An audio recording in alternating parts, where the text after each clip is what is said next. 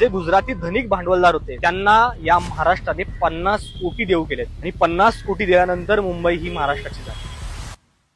आणि मोरारजी देसाई म्हणाले, जोपर्यंत चंद्र सूर्य आकाशात असतील तोपर्यंत मुंबई महाराष्ट्राला मिळणार नाही. पोलिसांनी त्या मोर्चावर लाठीचार्ज केला, अश्रुधुराच्या नळकांड्या सोडल्या आणि या लाठीचार्ज मध्ये या आंदोलनातील 15 जणांचा मृत्यू झाला आणि सुमारे 300 जण जखमी झाले. मोरारजी देसाईंनी शूट ॲट किलचे आदेश दिले. सुमारे 7 दिवस मोरारजी देसाईंच्या सांगण्यावरून 422 वेळा गोळीबार करण्यात आला आणि महाराष्ट्रात ठिकठिकाणी झालेल्या आंदोलनामध्ये सुमारे 90 जणांचा मृत्यू झाला.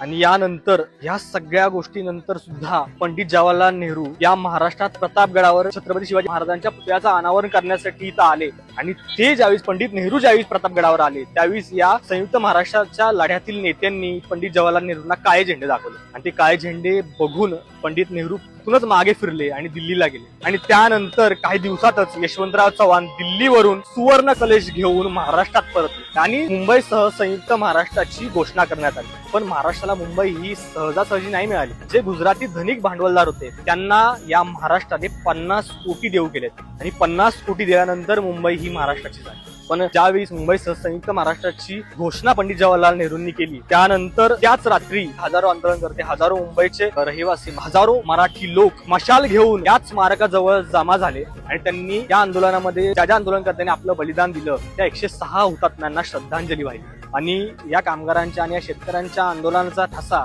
1 मे 1660 रोजी या भारताच्या नकाशावर महाराष्ट्र या नावाने उभारला.